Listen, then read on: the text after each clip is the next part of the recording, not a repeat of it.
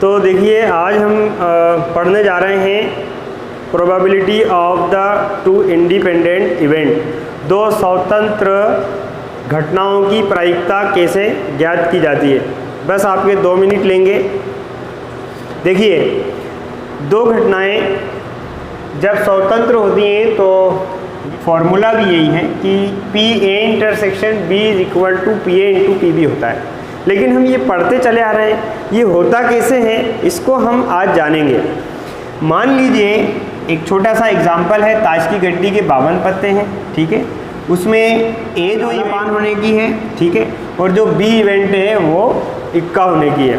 सभी जानते हैं कि इक्का भी होता है और काला पान भी होता है, जिसको कि हम काले पान को स्पेड और इक्के को एस कार्ड कहते हैं, ठीक है। यहाँ पर मैंने पी ए इक्वल टू 13/52 इसलिए लिखा था क्योंकि काले पान 13 होते हैं और ये टोटल 52 है, तो 13 एकम 13, 13 चौको 52, ठीक है। और यहाँ इक्के जो हैं, इक्के 4 होते हैं, तो 4/52, 4 एकम 4, 4 एकम 4, 4 3 12, 4 1 4, 4 3 12, 1/13।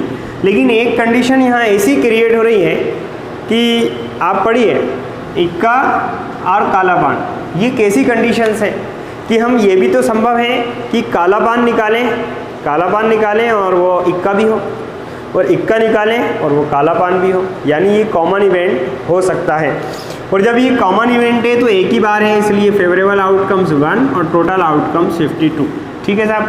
अब इसके बाद में मैं यहाँ ये दिखाना चाह रहा हूँ कि एक इवेंट के अक्योर्ड हो जाने पर उसका जो इफ़ेक्ट है वो इवेंट बी पर नहीं पड़ता है। यानी जो इवेंट पहले से अक्योर्ड हुआ है, कंडीशन है P A divided by B is equal to P A intersection B divided by P B, ठीक है। तो यहाँ पर ये जो प्रोबेबिलिटी ऑफ ए है वो कब पता की जा रही है, जब B जो है वो अक्योर्ड हो चुकी है। तो पी ए इंटरसेक्शन B की वैल्यू 1/52 और पी बी के प्लेस पर आप लिख रहे हैं 1/13, तो ये आ रहा है 13 1 जा 13, 13 1 जा 13 और 13 4 जा 52, यानी 1/4 आ रहा है। आप यहाँ पे बहुत ध्यान से देखिएगा, जो A/B का इवेंट प्रोबेबिलिटी मैंने पता किया है वो आया है 1/4। ये मैं यहाँ एक पाइपलाइन डाले दे रहा हूँ, ये आ रहा है 1/4, जबकि जो PA है वो स्वतंत्र रूप से भी क्या आ रहा है, 1/4 आ रहा है। इसी तरह आप ये एक बार और देख सकते, सेकंड नंबर पे PB/A, मतलब B का प्रोबेबिलिटी कब, जबकि ए का जो इवेंट है वो हैपन हो चुका है।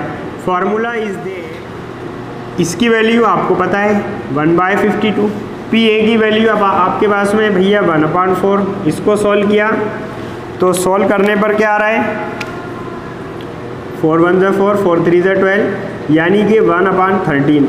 तो आप एक चीज़ बहुत आसानी से सीखे कि यहाँ पे पी B/A निकाला तो भी ये पाइपलाइन देखिए कितना आ रहा है, 1/13 आ रहा है, यानी किसके इक्वल आ रहा है, पी बी के इक्वल आ रहा है। मीन्स यहाँ अगर इक्वेशन बनाकर मैं आपको समझाने की कोशिश करूँ, है ना, डरो मत, बहुत आसान है। मेरे पास में आई है 4 equations here, all right. Equation number 1 में ए का प्रोबेबिलिटी 1/4 है, ठीक है, और ए का ही प्रोबेबिलिटी जब बी, इक्वेशन नंबर थर्ड में बी का प्रोबेबिलिटी, ए का प्रोबेबिलिटी जब बी अक्योर्ड हो चुका है तो भी 1/4 आ रहा है, यानी कि 1 और 3 दोनों से प्रोबेबिलिटी सेम है। मतलब यहाँ बी के हैपन होने से ए की सेहत पे कोई असर नहीं पड़ा। इक्वेशन नंबर 2 और equation number 4 both are equal to each other. यहाँ भी 1/13 है और यहाँ भी 1/13 है।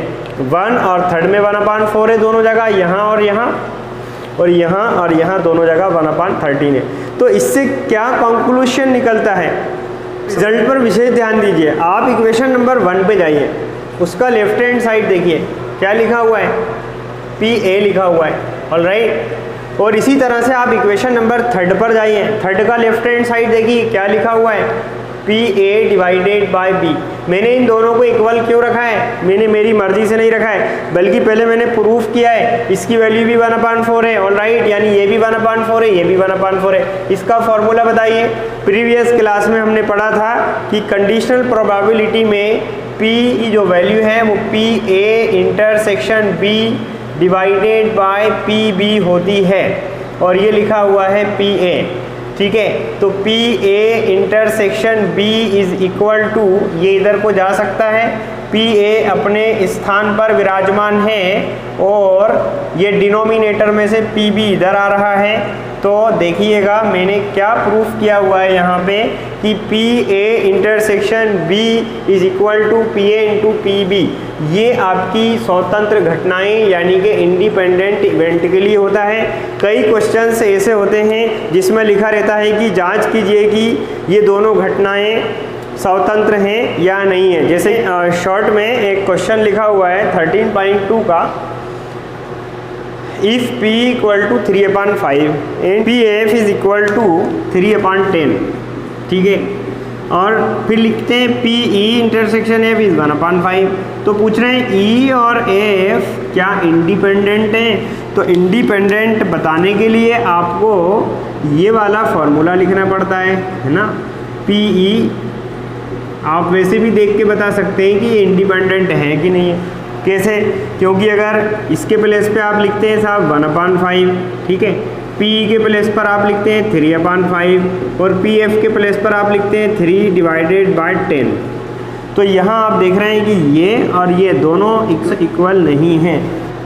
यहाँ से आ रहा है 1/5, यहाँ से आ रहा है 9/5, not equal to 1/5। Therefore these both the events are not independent, ठीक है, ये नॉट इक्वल हो गया, इसलिए ये इंडिपेंडेंट नहीं है। तो स्टूडेंट्स इस तरह से क्वेश्चंस पूछे जाते हैं इंडिपेंडेंट इवेंट से।